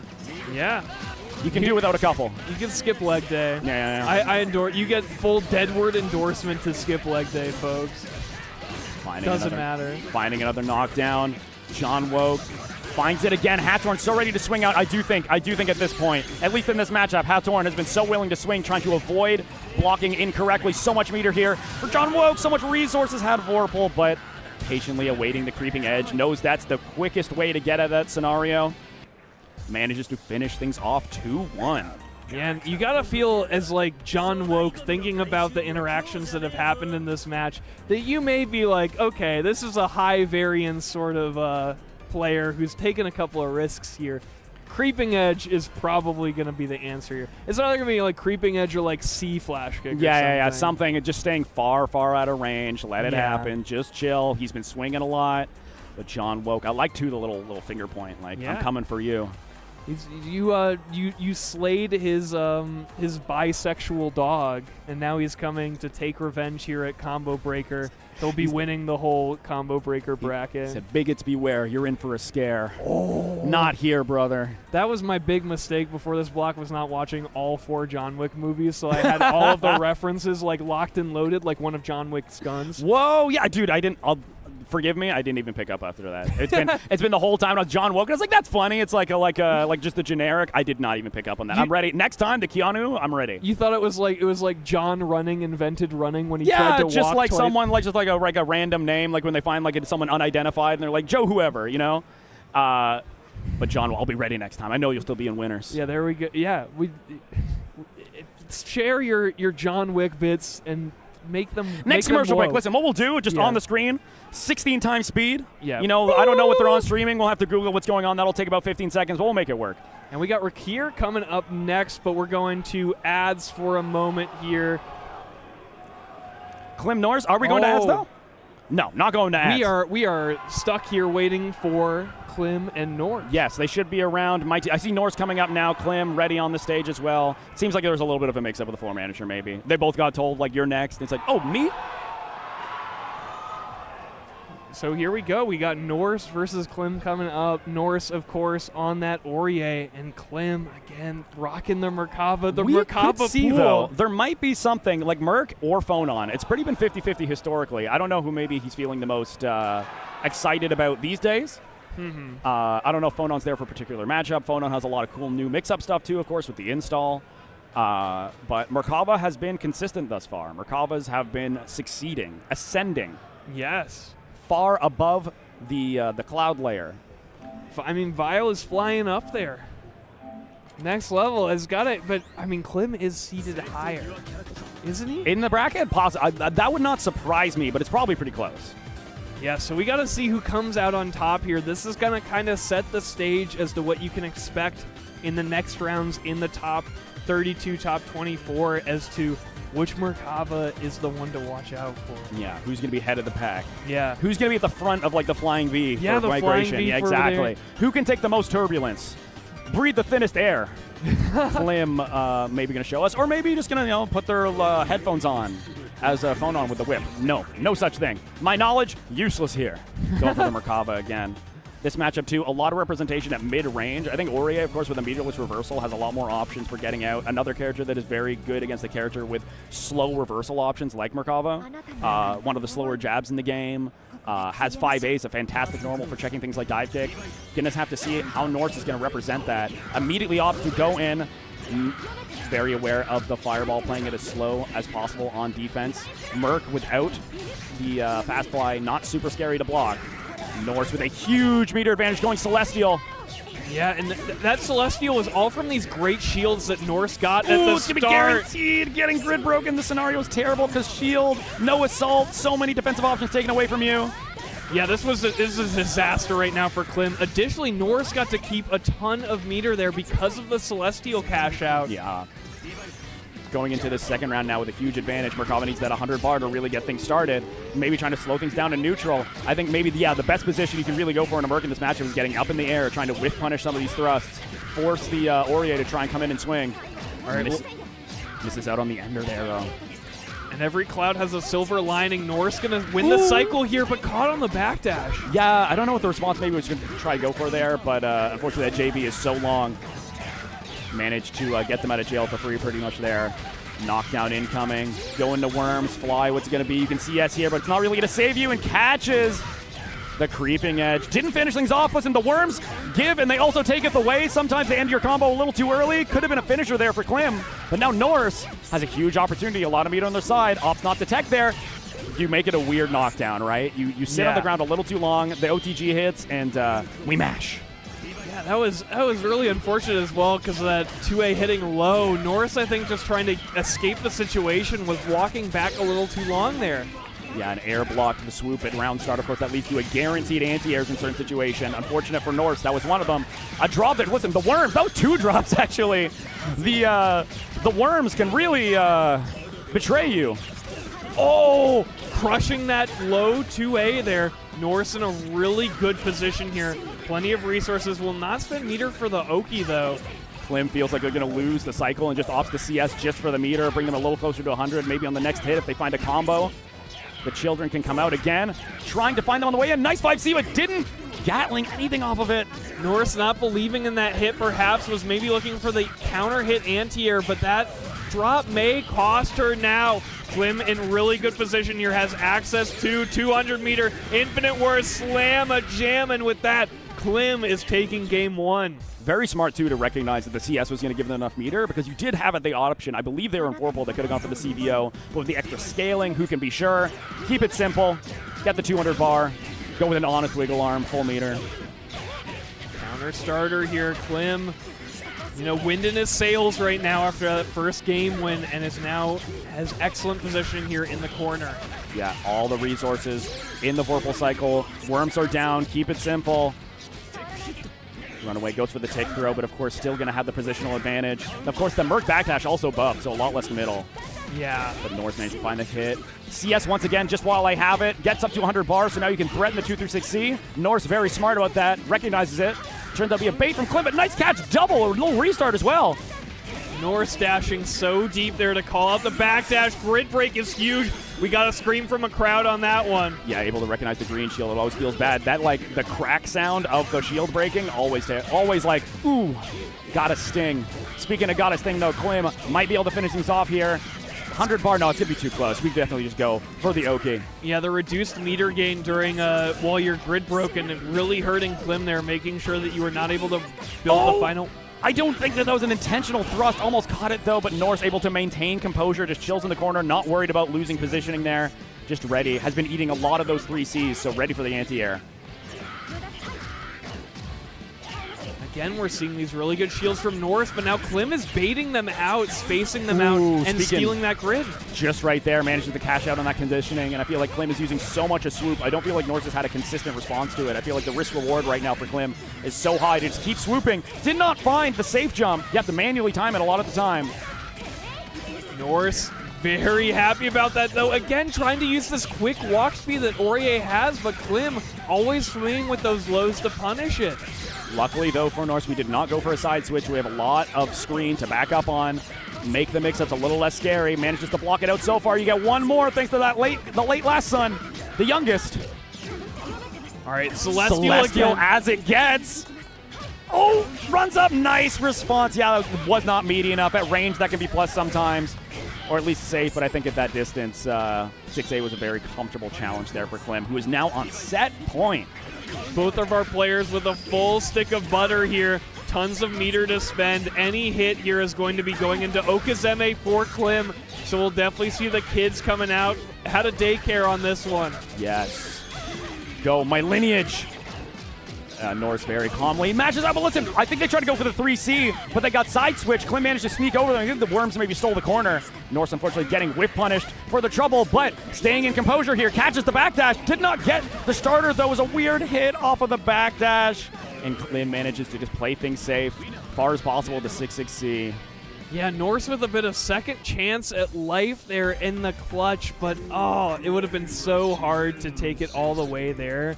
And it definitely felt like Klim was in such control. Yeah, both of those players, longtime players, both have a lot of experience, both playing on stage, playing under night, managed to slow things down, find their opportunities, and find their times to challenge. Klim moving along, but Norse is not done, I promise you. Oh, for sure. And definitely with 6 out, we'll be very likely to see Norse continuing on into round 2 for Uni 2. For now, it looks like next up on the docket, we might be... Listen, we fired a little too early. I see people coming up. I think we're going to ads this time. Thank you very much. Capitalism. Screen ready for the FGO or whatever.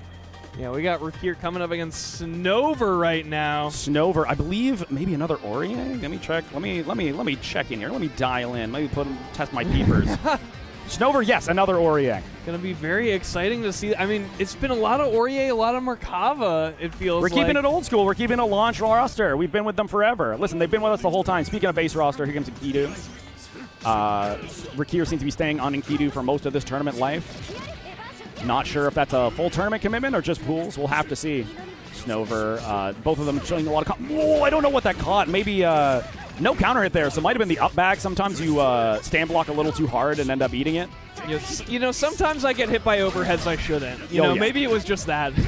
Maybe it's nerves, maybe it's Maybelline, I'm just not quite sure. Nice challenge there on the minus frames, but Rakir has landed. That's the second counter of the match. You cannot swing back against this guy willy-nilly. Using off the new command throw, it is a combo starter. Nice little damage there from Rakir. Tech means he's plus. Was looking for the TRM there, but couldn't find it. Yeah. Allowing Snover to come back out at +8. Rakir ending things off appropriately with yet another counter, and Yin manages to use the CS as well to carry that meter over into the next round. Other side, ready for the shield as well, just to end the turn. Fastest anti-air response available. See if Snover can note that, maybe go for a bait later. Right now, Snover, everything in their court, gonna have to see if they can maintain offense against... Yeah, unfortunately, a little too early there on the throw tech. I think we're trying to go for throws to try and bait out the counters, but you got to be careful on your timing. You know Rakir plays around that a lot. Backs off. Whoa! Nice. Able to... Listen, the counter hit would have been so rewarding for a character like Enkidu, but the extra length, the extended hitbox of the sword Even normals. after the tech in the 6B, finally coming back there, we saw Norse put that to such good use earlier, but now... Listen, when you chain it at 6B, at least you're like, I'm in a block string, I'm aware that a 6B might be coming. Yeah. When you just do it raw, that is like unreactable. It doesn't matter. It could be a PS5, it could be a PC. You could be directly linked up to the console. There ain't no way. Huge starter there for Rakir. Going to get some extra credit due to the no tech. I used to say the red ones mean it did more damage, which is technically true. Rakir. Ending things off, keeping it very solid in the corners, making sure the Aurier can't escape. Aurier, of course, has like force function, basically a double jump, can sneak you right out of the corner. Rakir not going to let that happen. Yeah, really wants to keep that positioning. But I was going to say round start parry. Baited out by Snover, did not bite. Has eaten it a little too hard from that in the past. A little patient here, giving the cycle to Rakir, though. Tried to concentrate and take it back, but Rakir's still going to win it. Nice, tried to bait out response. Yeah, doing the DP right after the CS, so smart. Because when you do that on offense, you're like, okay, it's my turn no matter what. I see they didn't do anything. But listen, I still have agency. Unfortunately, Snover, though, eating that hit. Agency is removed as we get knocked down, but misses the ender. Back into neutral we go. And check the, huge Havoc starter here, Rakir. Gonna take a great positioning, has meter to spend. Can't win the cycle, though, because of the lockout, so it is going to go to Snover by default. We go for the immediate back throw just to maintain momentum. You can. I was going to say DP out, where you spend the whole super, finds the combo as well. Going to bring them down to about even health. Rakir, of course, though, has advantage right now. Can represent a lot of metered options. So Snover just going to chill at max range, where parry would be safe. Finds the anti-air, does not find the conversion, but staying consistent. No sweat. Snover thought it was a little bit of a toss-up, a scramble, is trying to mash out there, but Rakir had really good JA placement there, so it did not amount to much. It's never a scramble for Rakir. This man is hard-boiled. The yolk, powdery. Barely even together, but 99 of Rakir getting frame trapped. And the huge grid break. Everything's coming up for Snover now. Looking to take the first round. Has a reversal available. Nice baiting out Rakir, maybe getting a little impatient, trying to say, hey, are you going to overthink this? Yeah. Definitely, yeah, that was like a cards on the table type of moment, going all in. But Rakir has a game to spend. Losing that round is not the end of the world, especially when you have advantage like this at the start of the next one. Yeah, Snover had a huge charged overhead, and now Rakir has 100 bar going into this next mix-up. Has CS available. Yeah, uses the whiff onto it. But Snover is actually very, very patient, able to bait out a lot of these options. And Kido a little difficult to punish, though. But Snover finds a way anyway. And striking at the perfect time. Snover really good on that defense there. The veil off from Rakir. Really threatening right now. Can be plus. Gets the command grab. Sneaky new stuff. Able to whiff cancel that. Snover not ready for it, but it's going to get one more chance here. Empty jump low is blocked. Nice block on the overheads as well. Trade combo. Rakir, very smart. Knows he's not going to be able to pick up off a trade like that. Just the dash block. Keep it simple. Well, it's always so interesting because Enkidu has that unique Havoc mechanic, so those trades will go in his favor a lot more than you think. That's like, when you trade like that, I feel like Enkidu has to be able to combo that. That's like his mechanic. That's what he's supposed to do. But just having awareness of, like, there is 2% of the time where the advantage is not mine, knowing that that's going to happen mid-match is a huge teller. I like the pick from Snover as well, which is like, okay, if he drops this, I get to super him, but if he continues the combo, I don't get anything. Like, I don't lose any meter. You know, I still can take all the damage. I kind of like that. Kind of like same before where Rakir went for, like, the lethal wake-up super. And it's like, okay, you know, maybe, like, 70% of the time they bait this, but on 30% of the time, I instantly win. Yeah, so I might as well. It's better than a knockdown. Get a combo going, really get things started. I would need the momentum swing to be heavy when I'm behind in a position like that. But Rakir staying on top, advancing through winners, but great showing from Snover. Yeah. Very, very impressive stuff. And really, really respectful of all the options, ready to challenge at the right times. And still has an opportunity to get out. Actually, I think may have qualified on the loser side because of that. Oh, just because of that, I see. Yeah. So I think may qualified for round 2 on the loser side of the bracket there. Because it is a 6-out pool. Yes. Many people making it out. We're all getting forward. We're all getting out, man. Don't you worry. Not all of us. Some of us have to fall. It's the unfortunate truth. Someone's got to take that L. Yeah. And here we got Flank Roast on the Batista coming up against Omnicron Austin. Omnicron Austin. Batista coming out, a character we haven't seen much of today. We anticipated maybe Batista earlier, but we didn't end up seeing them. Eldnum, a character, though, we've definitely seen once or twice very strong in this version. Batista, not the absolute demon that they were in CLR, but still has plenty of tools, including all the new stuff that Kimone gave this character. Is able to get counter hit now. Your screen is not glitching. That is not a dead pixel. It is happening. Yeah, still has the disco ball. I said dead pixel and the stream runner got scared. I have to be careful with the knowledge. I have to be careful. Okay. Austin finding the hit, using the extra jump and the dive kick to find then out of flank roast. And the run-up stagger, it manages to pin things off here. But do the flash kick. When you have low meter, doing an early DP is always pretty rewarding, since your opponent doesn't really have the resources to punish you that hard. Yeah. But Omicron Austin finding the positioning in. Very even on health. A little bit of a lead to Austin. But eating the sweep at that range. Yeah, not able to make the pickup. But the parry stance. Whoa. This is the new stuff. Difficult to challenge. Can deal with bullets. Bulletproof. What a stare down there. Shield for shield. But because Austin had the CS, was able to keep pressure on, get the grid break. Once again, quite even, but a lot of meter here on Austin. Unfortunately, Flank Roast finds the stagger out. Fortunately, at least if your name is Flank Roast, you're going to be able to finish things off here, barring a drop. Bring it all the way down. Doesn't have to spend the super. Great awareness. Real slobber knocker for first match. I feel like it was just kind of back and forth, keeping the healths about even. You get a hit, I get a hit. We taking turns like an RPG. But so far, all Flank Roast. Have to see if that's going to continue to be a habit. Well, it felt like Flank Roast was so solid once the parry stance came out, was really taking control of neutral with that parry stance. Yeah, it looked like maybe Austin did not have a clear idea of how they wanted to play around that, and might not get the chance to play this round as Flank Roast finishing things off. We T-pose on them. The default model. Still very effective, full screen super. Didn't need it there, obviously. It was right next to him, but manages to finish things off with the base scaling. Yeah. Really keeping the pressure on there, and we got a little dance. He's got some moves. Yeah, keep the shimmy going. I love that. Oh, back to character. Back to character select. Maybe just for a momentum change. No, we're going for a character change. We're going phone on, which I kind of understand. A character can play at range maybe a little harder, can maybe play around the parry stance. I don't know if the parry is high-low, right? So Flame maybe Roast is so animated. I think immediately we're seeing that. I'm going to use the 3C to try and deal with the stance, but immediately like that, my friend, Flank Roast, goes to the sky, finds the aerial approach. A flash kick, not going to do much there. Switch going well so far. Austin, though, it's going to be telling in this first knockdown scenario. He's using the 4B to keep himself safe. Advantage at mid-screen. Oh, just shielding at each other in the neutral.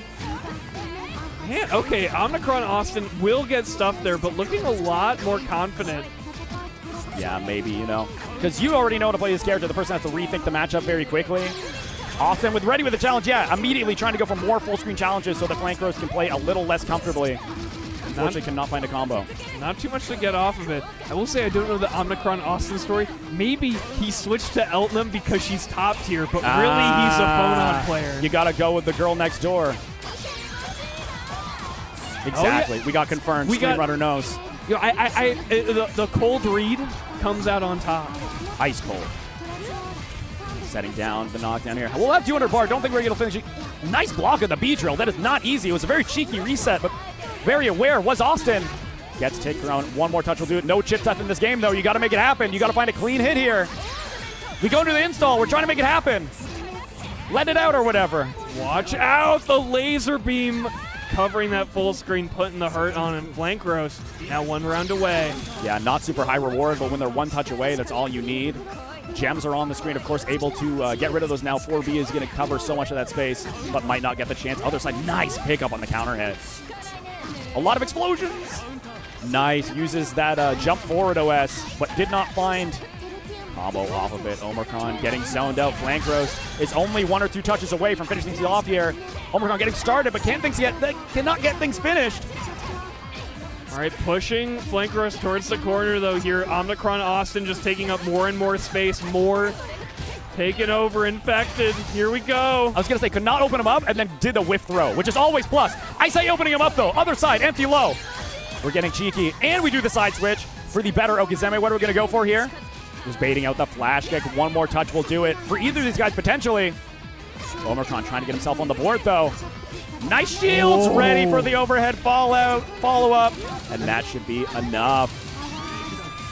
Opts not to go for the super, does the full routing, braver than I would have been. Yeah, Flank Roast had a really tough position there where both characters, any good connection would have been lethal.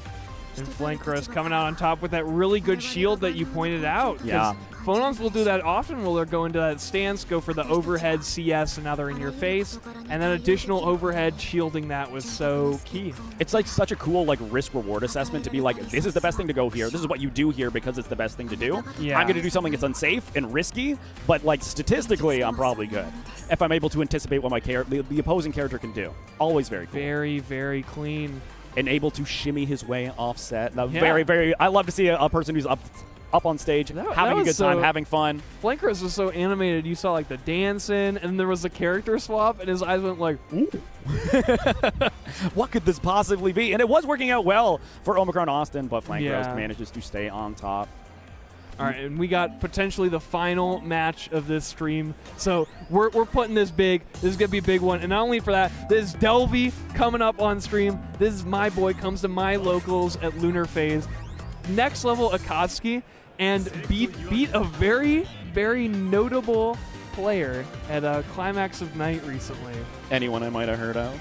Well, you've hopefully heard of them. That's my boy, Delvey, the Nephros Slayer. Ah, I see. Quite the accolade. Yeah. That's a very good-looking head on your mantle, you know? But we got Junbear coming up, who, as we remember, was destroying someone on Linné. I was going to say the Jun players up here, Junbear and Junbug, have been doing very, very well. Or Junebug, sorry. Yeah. I was a little bit off. A vowel.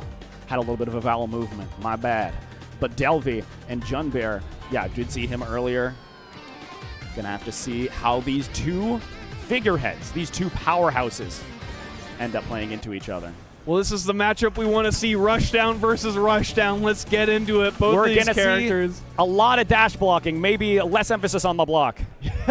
We're going to make stuff happen. Yeah, hype. Here we go. Final match of this pools block, Delvey versus Junbear. Here we go. Immediately running in with it. Listen, because range advantage is going to be to Linne in this match typically, at least in the mid-range. We do have the projectiles for Akatsuki, but usually they're just something you advance behind. Immediately goes for the spot dodge, pays off.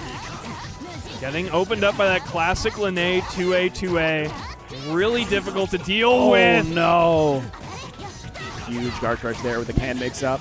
Junbear immediately running it down as fast as possible. Nice. Doing these very layered mix-ups right from the very beginning, testing your reaction, seeing are you going to be playing, you know, your grandma's uni, ready for the right OSs, or are you going to fall to my freaky stuff, my second layer, perhaps even my third. Yeah, well, so much of fighting game tournaments are how you navigate the first to two, and that higher variance, higher damage options are really what can take you far. We saw that from Junbear with that canned low. Yeah, and there's how much can I learn about my opponent in this in such a short amount of time, and also can I afford to not learn about my opponent and maybe just run them over? Yeah. Gonna have to see how Delvey, nice with the empty into the B-Tatsu, the classic huge starter on a counter hit like that.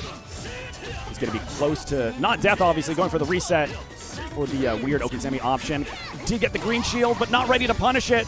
That dash out was so key there from Junbear. Great mobility. Now putting Delvey in the corner.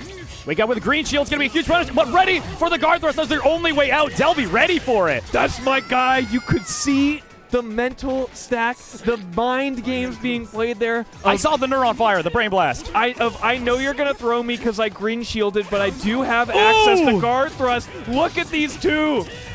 J2C manages to swing them out of the dive kick in the air. Both of them are playing at the very tippy top of the stage. I don't think it's modeled that high. Be careful. Excellent. The skybox is limiting. Excellent parry out there by Junbear, but Delvey getting back with the anti-air shield. I like that Delvey's not really getting conditioned. That was a risky stand shield, but listen, we've seen a couple of those. He's paid for it before, but paid off in that scenario. You got to be willing to keep doing it. Plus frames here. Ready for the tag. Delvey has so much resource, but all you need at the end of the day is a B-Tatsu. It does everything for you. It picks you up from the airport. It does your taxes. It tucks you in at night. I mean, we saw a lot of B-Tatsu in the rounds where Delvey was winning. It may be the secret sauce, and by a secret, I mean well-known. It's like a A1 well-known sauce. Going into the corner here. Nice, ready for the throw. Just the delay. Delvey ready to wake up with the buttons, but was not confident enough to get the combo, and Junbear continues their assault. Yeah, parry conversion not going to do too much, so Delvey, annoyed by that, but maybe just glad to get rid of the resources from Junbear. Yeah, Delvey slowing things down quite a bit, trying to find the right opportunity to challenge. Waits out the cycle, right? But unfortunately gets grid broken, so he's not going to get the chance to use it. And the frame trap. At that point, you got to risk it all, and Junbear ready to capitalize on it. Especially when you have a life disadvantage there, sometimes you're like, I may as well win the cycle just so I get meter for the next round.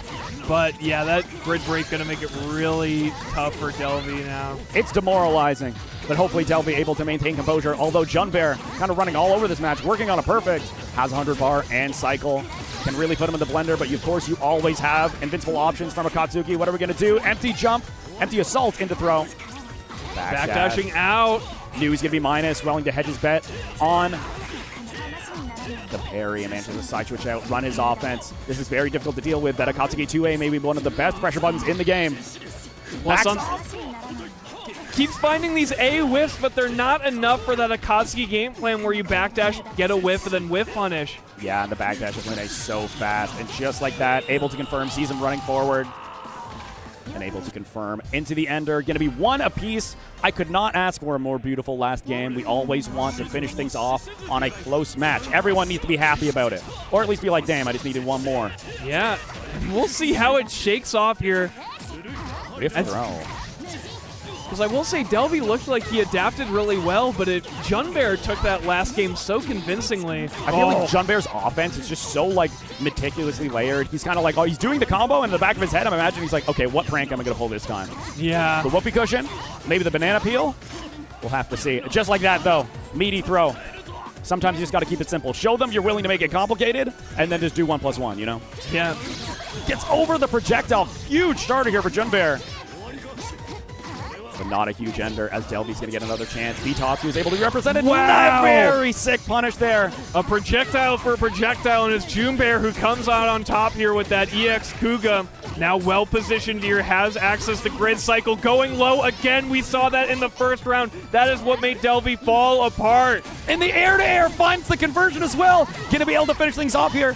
Barring a drop, I'd hate to curse him, but the C special super managing to pull him through, and Junbear clutching it out, ending on what was that, a perfect at the end there? If not, it was very, very close. We didn't get to see those golden, or I think they're purple in this game, those purple letters. But very great showing from Delvy. I think first time on stream today. Gonna still be making it out on the loser side. Gonna be able to see them later in stage 2 potentially. But what a treat, man. Such good play there by Junbear, navigating the air super well there, and a really good encapsulation. I mean, that last round was like, you know, a perfect, but it was also perfect. You know, beating the EX projectile with EX projectile, bringing back that low option that you saw in the first game that did so much. Yeah. Really perfect there from Junbear. There's enough time to forget about it, knowing how long since you've been representing that mix-up. Ready for any punish, a lot of neutral jumps. Of course, Linne, a character with 2 different jumps. You can kind of represent a lot of different options, ready for the reaction. Just kind of like setting up like a T-ball, setting up the ball there, and ready to swing on it every single time. Fantastic. Well, that was our last game of this block, but here at Low Kick Esports, we will be streaming Uni 2 all day today. So if you have been enjoying this, we've got more coming. Just keep this on. It will be a great time. More Under Night is coming up next. Drop a follow for us, you know, to make it easier for yourself. But next time you see these seats, it'll be Brett and Tabby. They'll take good care of you. See you around.